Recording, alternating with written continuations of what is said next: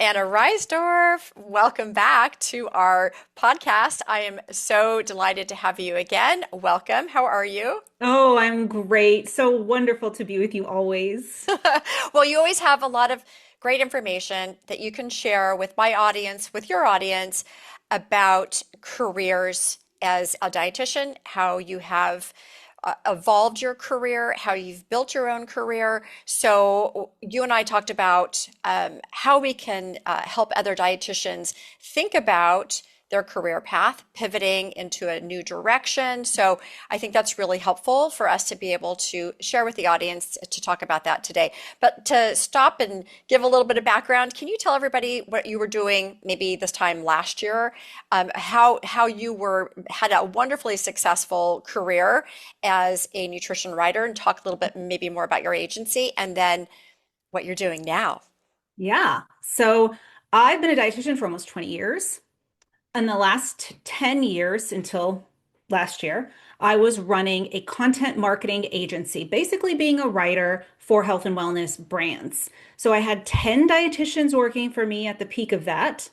The business kept doubling and doubling and doubling every year. And I was just like, this sky's the limit with this thing. We had it was incredible. I also had a Facebook group called RDs Who Write, where I would teach other dietitians to become freelance writers. And many dietitians are freelance writers now because of me. And at the time, that was great. And there was so much opportunity, especially when Google decided that they wanted to promote health content written by experts. I don't remember exactly when that happened, but that's when my business like blew up. Ooh. So things were going great. And then at the beginning of 2023, I decided to make a significant investment in ads for my writing course, which is called Freelance Writing for the RD. And I didn't have the money for the ads, so I put all of that on my credit card.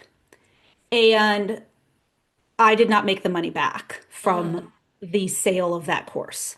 So I started the year in the negative, and then all of a sudden one client after another started dropping off and taking their work internal. So it was like $5,000 there, $10,000 there. And it didn't happen all at once. And there wasn't anything specific that I was feeling, but I was in debt. Mm. And I had these 10 people that I had to pay. And I refused to pay dietitians terrible money. Thank you. You're welcome. And so I just was in this hole for the entire year. And at the end of the year, I said, I can't continue to do this. I took all the work back and did it myself and had to cut the majority of the team. So in 2024, I kept one team member and I started paying her like a flat rate kind of salary, which I had not done before. They were all freelancers. But every month I was within like $200 of where I needed to be for both of us. And that's when the AI showed up. And Oh that's my when God. And that's when SEO like just got a complete kick in the pants. And more and more and more clients start dropping off. And I stopped getting inquiries. I used to get 10 to 15 calls of inquiries a month. I think all of 2024 I got two. So in the middle of 2024 I decided to like go on a cold pitching spree and I sent 2,000 cold pitches. And I got four phone calls and zero new clients. So by the end of the year, I was like, I just can't do this. I can't be within $200. I didn't have the debt anymore. I was able to pay that off, but I can't be within $200 being able to pay myself and this person who is a single mom and is counting on me. Mm. So I was praying every day for a new vision, new direction. Like, what do I do with this?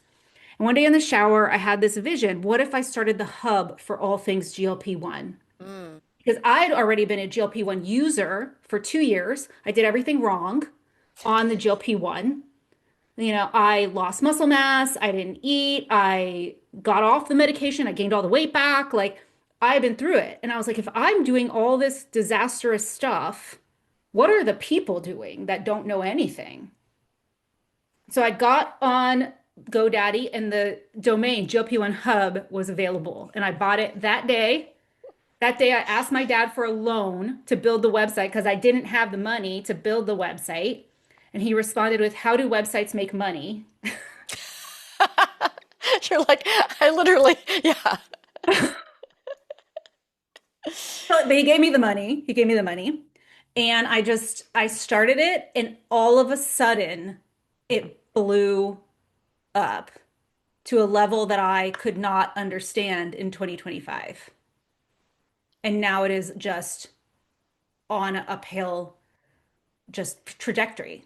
Okay, this I have never heard this story. I don't know that anyone else has. Thank you for the exclusive. I am so thankful also that you are opening up and being really transparent about the finances of being an entrepreneur, right? Like it's unpredictable. It can be wildly rewarding in so many ways. It offers flexibility. There's a lot of greatness to it.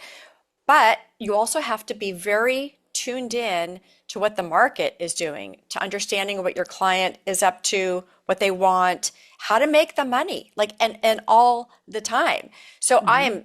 I'm super thankful that you just shared all of those juicy behind the scenes about how you were sort of forced into making a pivot. So I think that's very helpful for everyone else to hear and know that pivots happen for different reasons. You move into different areas. You could have also gone into another area that you knew you needed to pivot into that may not have been as successful. But the Mhm. shower moment, the delta waves gave you a sign, and I love hearing that. So tell us a little bit about, so you've got the podcast, you've got the website, both Mhm. of them are generating income, as your dad asked. Is that income coming from sponsorship? Is it coming from ad revenue, or where is that revenue coming in from? Ballpark. So I have the podcast, but also a very growing YouTube channel. Oh, right. Okay. So, and the podcast goes on the YouTube, but there's more on the YouTube. So the mo main source of revenue is sponsorships, Hmm.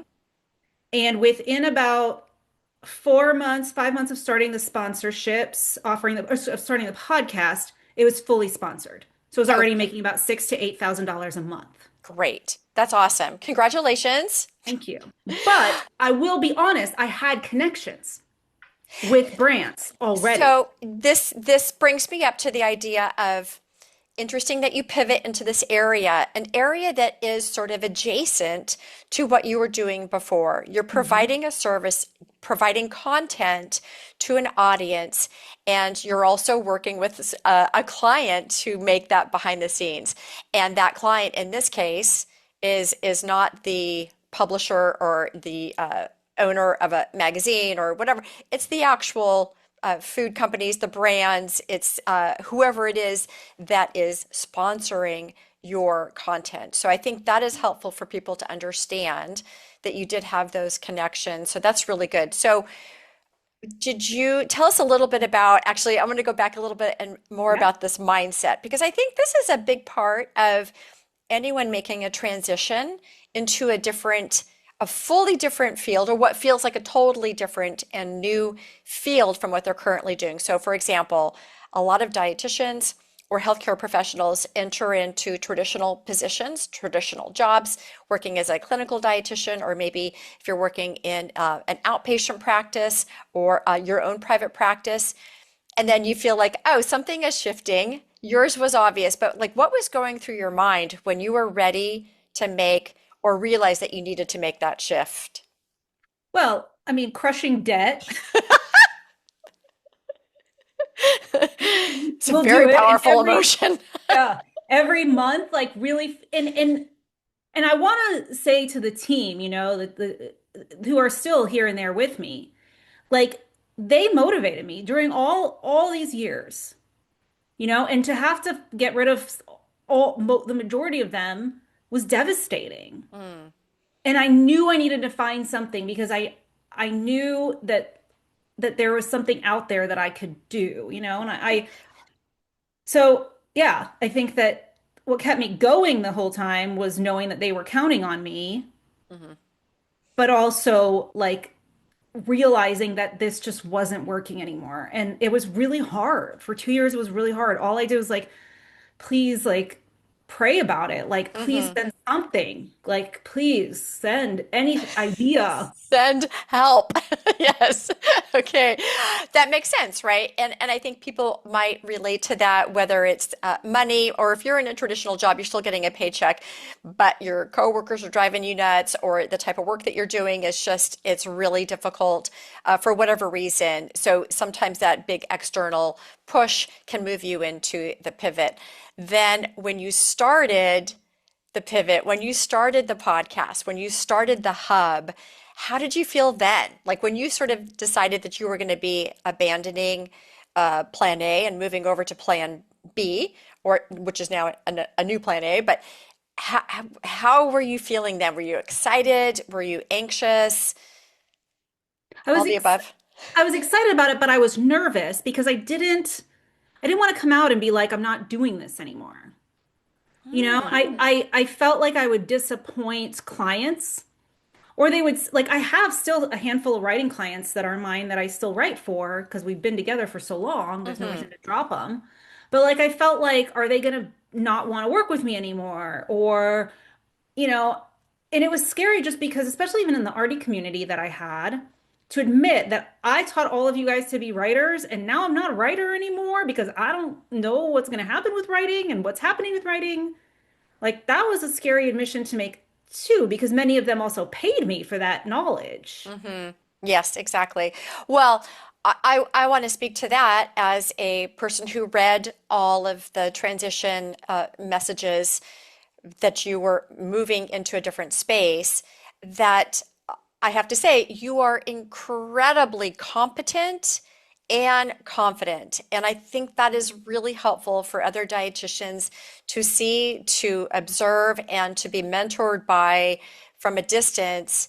That is very, very helpful, whether it's a student, a dietitian who's just starting out working, or a dietitian who's been working for 30 years who needs some new ideas, or a dietitian who is sunsetting and, thinking about like what to do. I think having these honest conversations is great, but having that confidence, you weren't whining about the you were very data driven, I think. And I think that's very helpful because the pathway of work can intersect into an emotional area, and it doesn't need to, right? Like again, it's all about money. It's about feeling happy about the work that you're doing.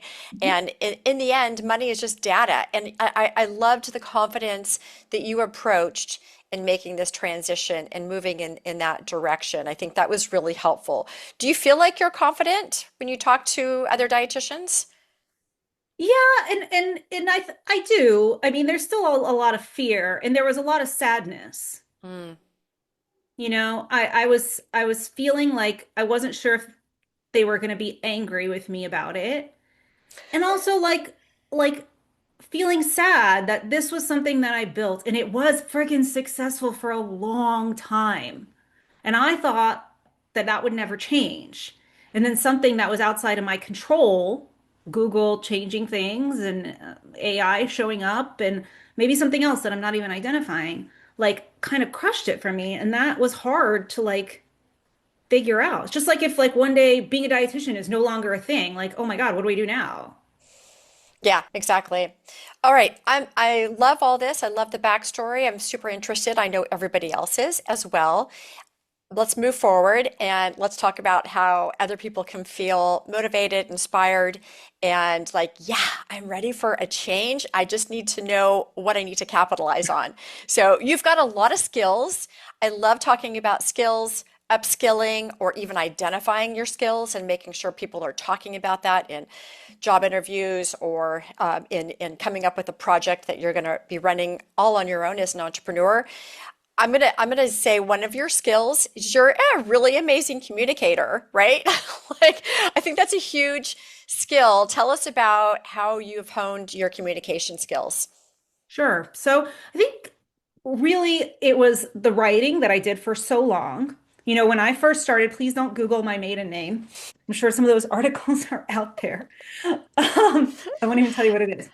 But you know, I wasn't that great of a writer, but through practice every day, that became a skill that I had. And then keeping up on sort of the internet style writing because that changed a lot over the last 10 years, right? SEO and this, and it's just fascinating to me. Like I loved doing SEO. It really was fun. It felt like you could do this and visibly see a change. So that was like something, and then that I could easily apply to a new website, because I'd done it for other people for so long.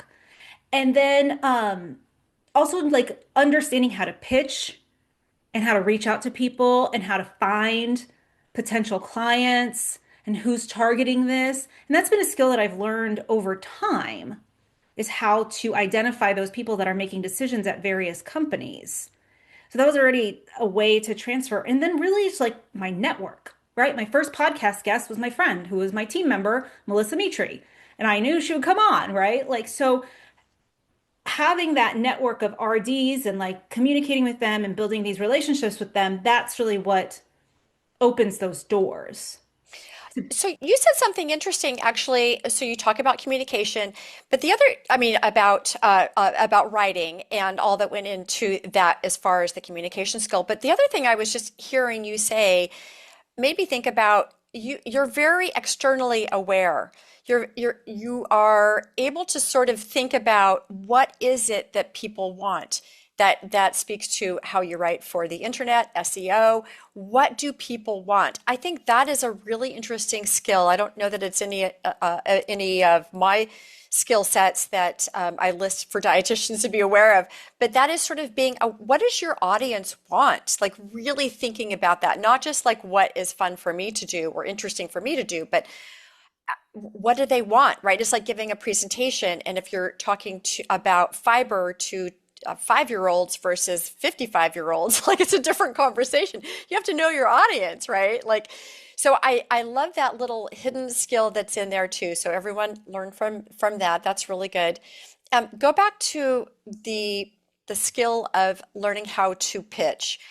How do you reach out? How do you find people, the right people, the decision-making people to reach out to? I know you and I are both LinkedIn evangelists for dietitians. Do you use LinkedIn for this process? Yeah. So that's where you're going to find the people. And the people who are doing writing or deciding on writing might be slightly different than the people who are working on partnerships, but they're still all people in the marketing department, Hmm. right? So a person who is hiring for a writer might be like a content marketing manager, right?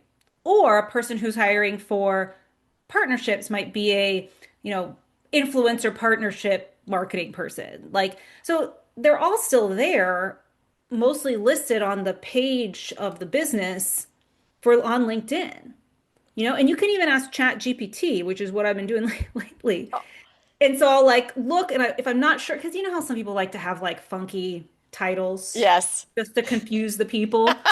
Just to sound fancy for their friends. Right. And so I'll put like the titles that I think, and I'll ask ChatGPT, like, who is managing partnerships? Who is managing content at this brand?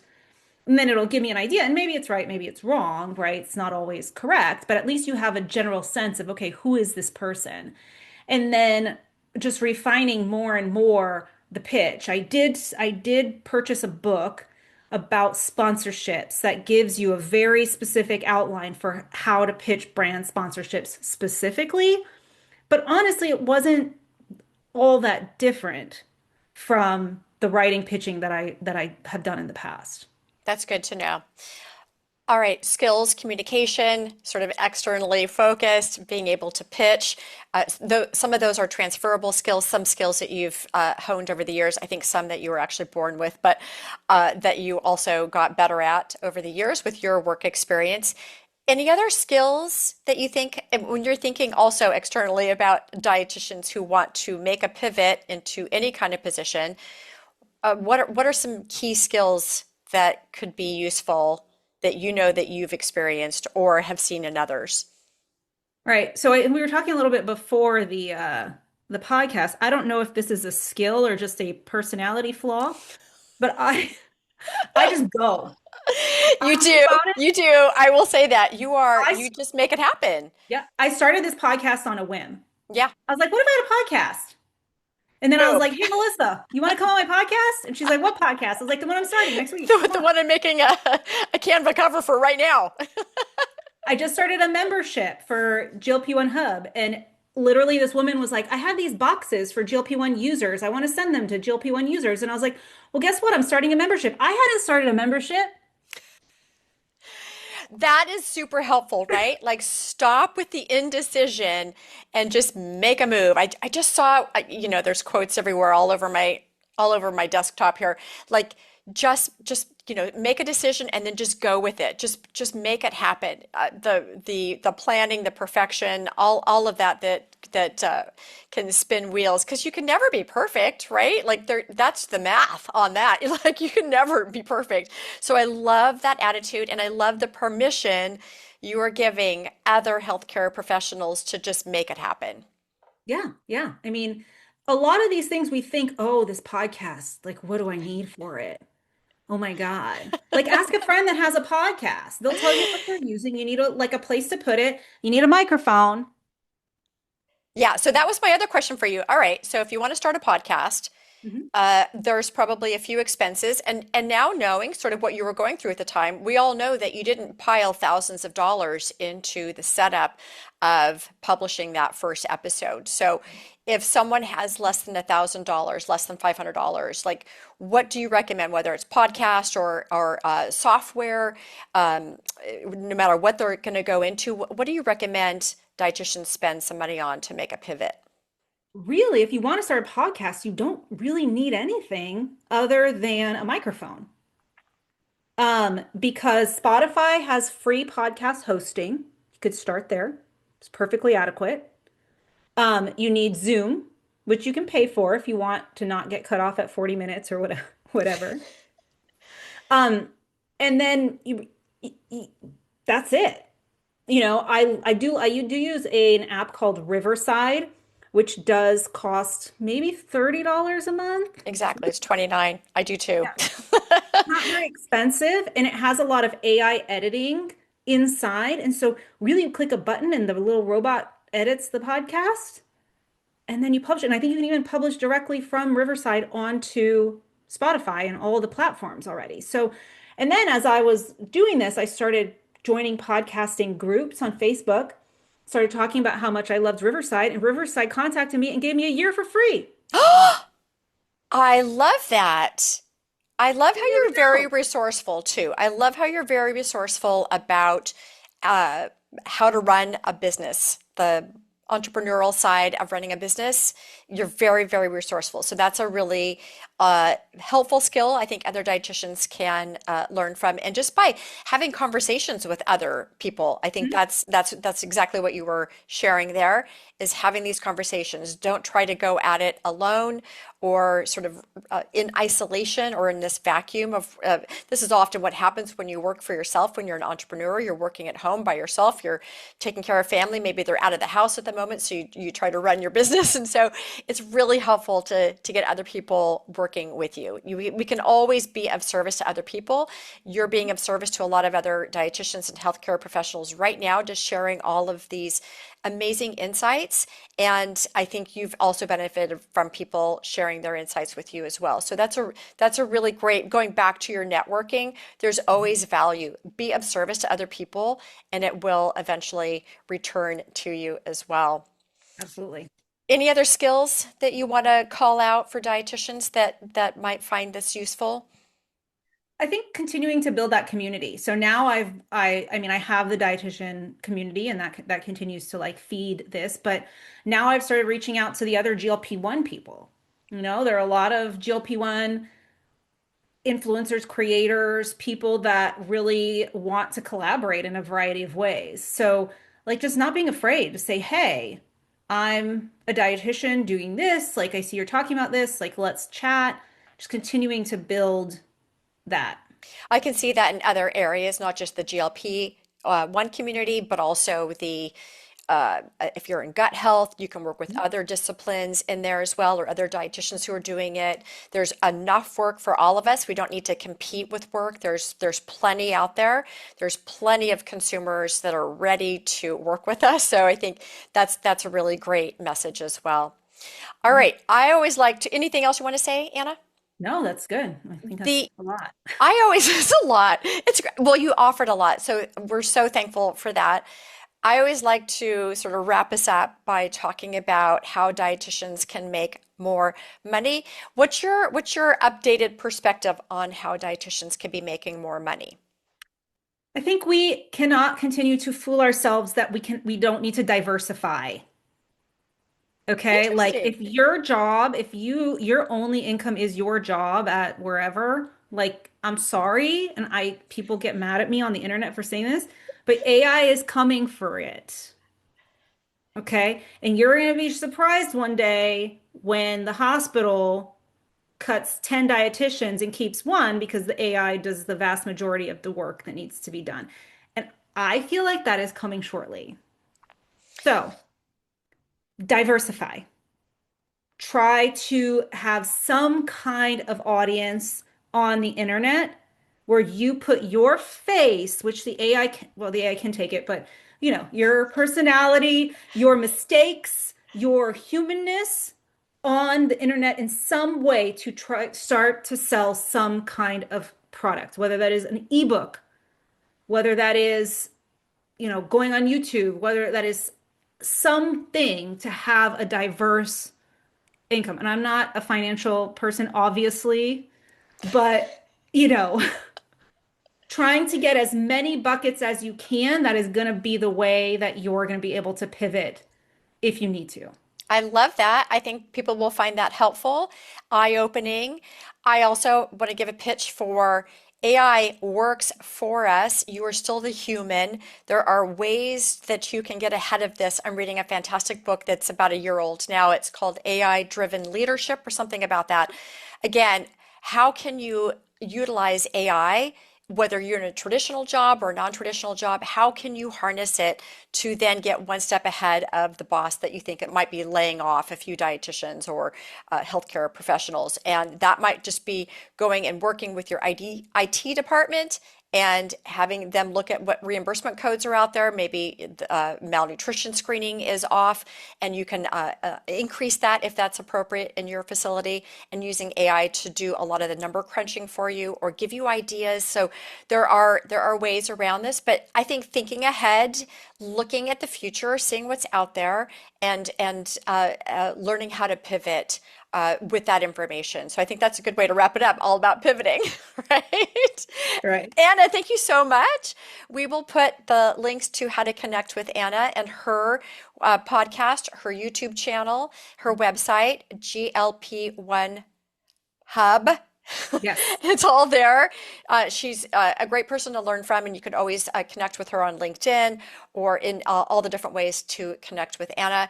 And maybe you can put also, we'll put the links to the books that we referenced, the sponsorship book, the AI book that I referenced, and all the ways to connect with us. Anna, thank you so much for Thank coming on. you. I really appreciate it.